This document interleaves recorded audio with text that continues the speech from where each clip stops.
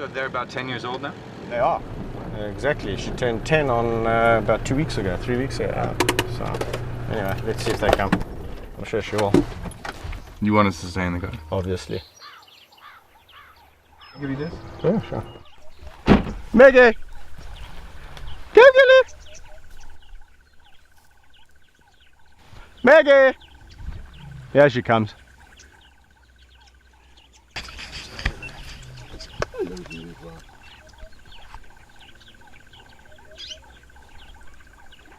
How you want, sweetie pie? Slowly, slowly, slowly! Oh wow! Where have you been? Where have you been?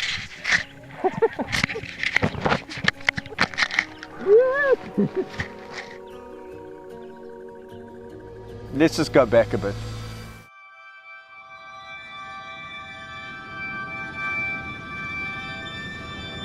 I lie down there next to them and I just think, you're just so beautiful.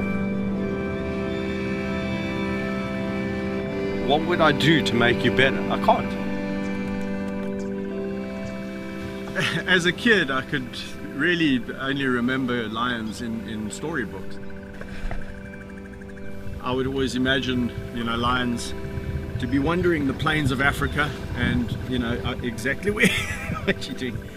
Exactly where they should be. Oh.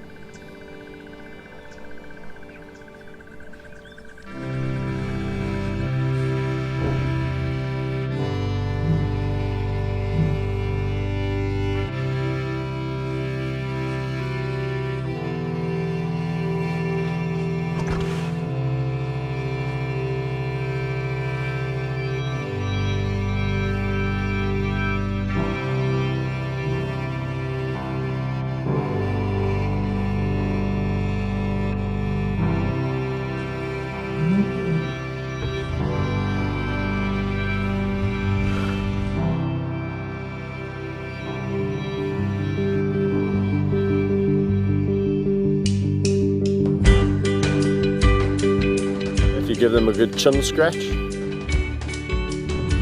They're very happy, content cats. Hyenas, it's the neck. So if you scratch a hyena's neck, they really love it. What do you say about that? People around the world still think that Africa is this place teeming with game. Iconic archetypal Africa. Sure. And it just doesn't happen. When a species disappears from a habitat, one's got to look at why. Talk about any species, you've got the same dilemma. Habitat loss. Habitat, habitat, habitat. Even reserves like this, the area is not big enough.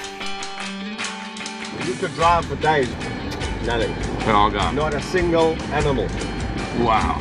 For miles. What I have been able to do with my unique relationships is capture people's attention. It's about trying to see numbers in the wild increase and trying to figure out how we're going to achieve that. Just ignore her, she's fine. If we Googled your name right now, what would come up? The Lion Whisperer would come up, and there'd be more than likely several pictures of me doing pretty much there'd be several pictures of me pretty much doing what I'm doing now. Do you see yourself as a lion whisperer? There's a phrase that people coined because of the relationships that I have, the ability to interact with these animals without having to make them submit through fear. Then yes. Here's my big boy. Here's my big boy. Hello, what's up, my big boy? Hello, my big boy. Oh, that's nice. Hey. What have you guys been doing? Where are you going? You must be nice. To pinpoint what I specifically like about a lion is extremely difficult. There's something about the black on the back of the ears. It's very soft fur, completely different to the rest of the body. Oh la la ma. Oh, they're so nice. Me, where I fit in the pride, I'm just another member of this group.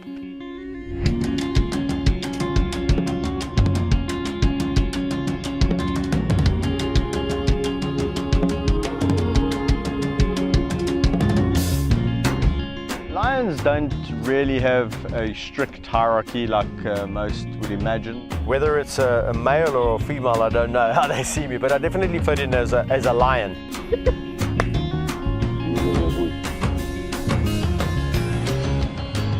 I know each individual quite intensively. That's my job, to get to know each character and to get to bond and relate to certain characters. Obviously, like people, you're going to relate to certain individuals better than others. The other one's got the camera.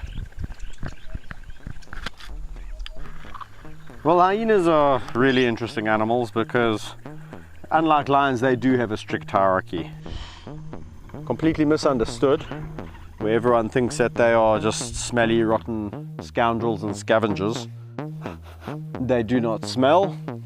They're not rotten. And the interesting thing really is that the lowest ranking female ranks higher than the highest ranking male, if that makes sense. So it's quite an interesting little society. So I'm just going to get a job. I'll walk around with them, walk a bit with them. I'm going to introduce you guys. Hola there, Woody. Let's go and see the others. Come.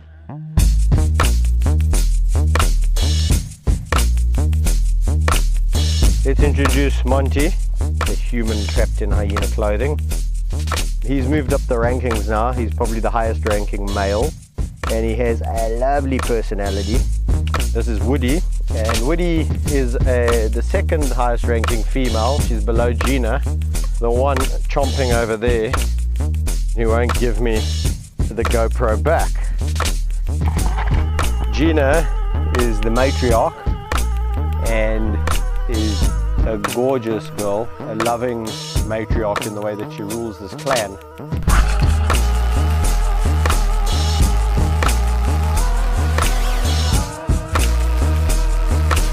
With the hyenas, you've got to be pretty high up in the ranking. With some clans, I've found in the past that I'm right up there, literally on a par with the matriarch. And then in other clans, I scratch my head. No, Gina. Having worked with them for about 13 years, I'm only beginning to scratch the surface. The lions would kill me if they heard me say this, but for survival, I would rather be a hyena.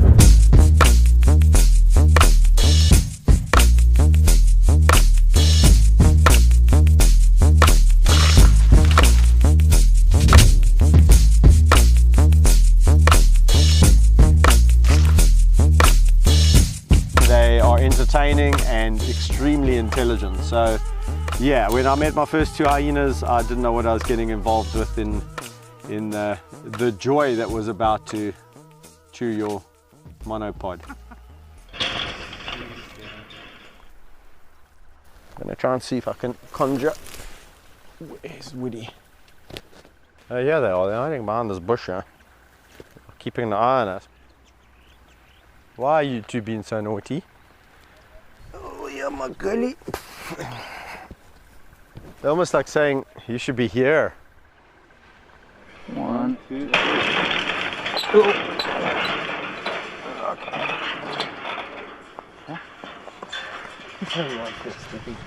It's really nice. You don't have to back up the car.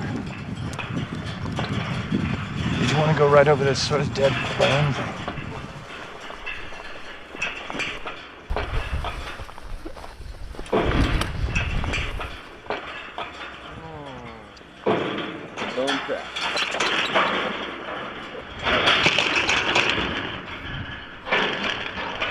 How about their personalities? Like they have such a cartoonish like face and character. So people generally see a friendly side and they go, ah, and it lulls people into this false sense of security.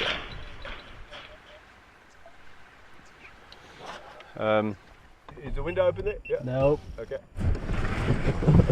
What's he doing? Yep, there we go. It's on the car. I'm gonna stand over here. What you doing, boy? Hey, you better quit laughing out there, Kevin. Oh man, here we go. He smells your fear, man. Okay. He broke it. It's okay. So you can Try to pull it out. He's still chasing us? I don't think so. We don't really have many places to go. Running now. No, go. Okay, talk to Kevin. Yes, we're fine. Speed up. Okay, well, I Just go. Oh, Don't get him stuck, for Christ's sake. There's huge potholes here. Go. okay. I'm out of here. We're gone.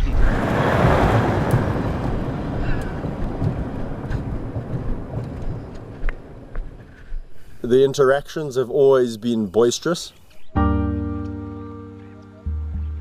They've never bitten. People go, well, how do you know that one day is one day, you know? I've seen people with incredible relationships and it ends in tears. Because I know them, I don't react. So I've almost learned to detune my reactions. But you tell somebody, don't react. And then the thing goes, I go, wah!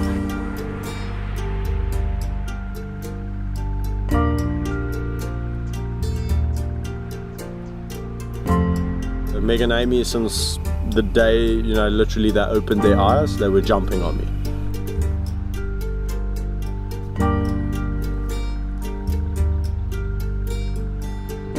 People said when they get to a certain age, you're going to have to stop that.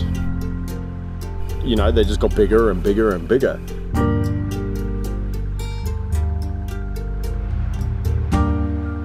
The most incredible thing about them is how we met. I know their mother intimately, and she didn't want to look after them.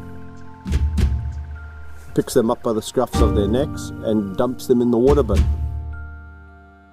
I grabbed them out the water and hand raised them. No two lions are the same. To me, it's like looking at two different human beings. Meg is more outgoing, and Amy is a little bit more dependent on Meg. They are a fantastic duo, and yeah, they've lived a really incredible life. They've seen more places than most wild lions would ever dream about seeing. You have one son, right? I do. And you're expecting another child? I am. Son or daughter? A daughter. For my kids, what I really hope the legacy will be is that they have something to go into pertaining to the wild. As a whole, lions are not doing well. They've declined down to miserable numbers. I'm trying my damnedest to create awareness. People see me interacting with the lions, and I think they start to think, well, gee, imagine Africa without lion.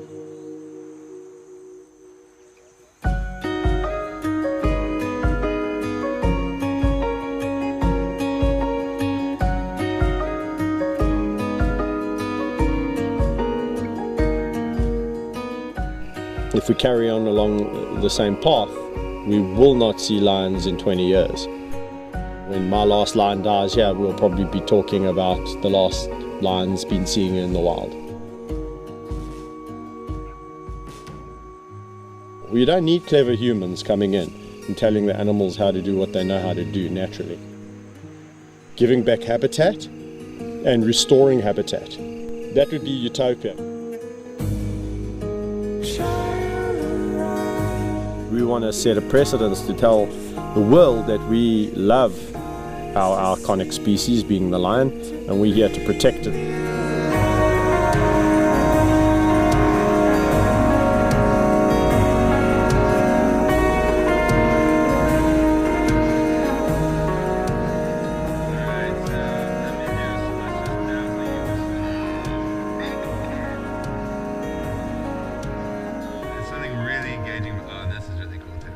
You kind of do this move right here. It's really cool. Watch, the cat's gonna look at the camera, and then you're gonna look at the camera. She's gonna look at it again here. Yeah, like this cut right here. And then you look at it.